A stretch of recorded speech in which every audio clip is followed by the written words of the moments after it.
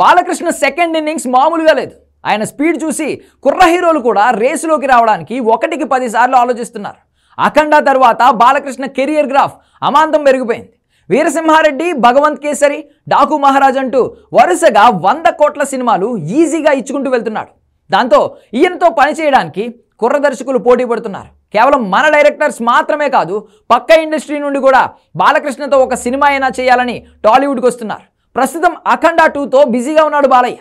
ఈ cinema shooting వేగంగా జరుగుతోంది. సెప్టెంబర్ 25న ఎట్టి పరిస్థితుల్లోనూ సినిమాను విడుదల చేస్తామని చెప్తున్నాడు బోయపాటి సీను.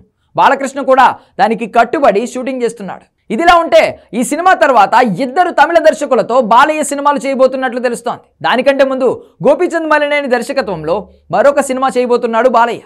ఈ సినిమా జూన్ 10న మొదలు కాబోతోంది. వీరసింహారెడ్డి లాంటి మాస్ కమర్షియల్ సినిమా తర్వాత ఈ కాంబినేషన్లో రాబోతున్న 2వ సినిమా ఇది. ఇక గోపీచంద్ సినిమాతో పాటే నెల్సన్ సినిమా కూడా చేయబోతున్నాడు బాలయ్య.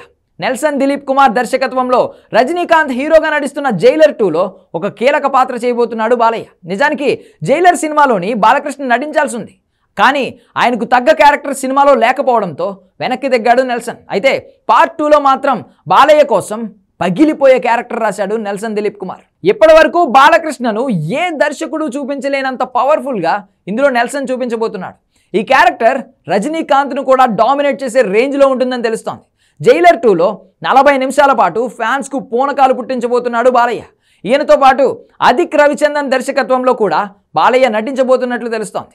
మార్క్ యాంటోనీ సినిమాతో సెన్సేషనల్ బ్లాక్ బస్టర్ అందుకున్న అదిక్ ఈ మధ్య అజిత్తో గుడ్ బ్యాడ్ అగ్లీ సినిమా చేశాడు. ఇది ఏకంగా 200 కోట్లకు పైగా వసూలు చేసింది. పైగా చాలా సంవత్సరాల తర్వాత అజిత్ను అదిరిపోయేలా ప్రజెంట్ చేసిన సినిమా ఇది. అన్నిటికీ మించి తన సినిమాలలో హీరో క్యారెక్టరైజేషన్ను చాలా యూనిక్గా ప్రజెంట్ చేస్తూ ఉంటాడు ఈ దర్శకుడు.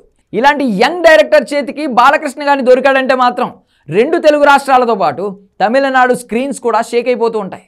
త్వరలోనే ఈ సినిమా మీద క్లారిటీ రానుంది. మైత్రి movie makers Balayya Adhik combination కలపాలని చూస్తున్నారు. అన్నీ వర్కౌట్ అయ్యి ఈ కాంబినేషన్ కానీ సెట్ అయిందంటే బాక్స్ ఆఫీస్ ఊగిపోవాల్సిందే.